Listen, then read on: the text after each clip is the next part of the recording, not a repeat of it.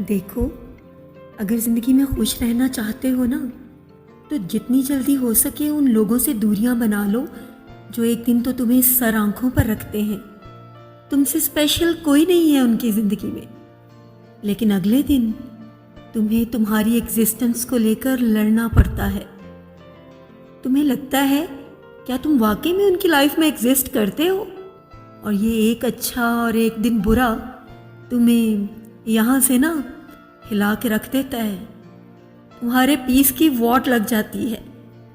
बहुत ज़रूरी है, नहीं चाहिए इतना प्यार एक दिन का जहाँ पर अगले दिन अपनी ही पहचान तलाश करनी पड़े।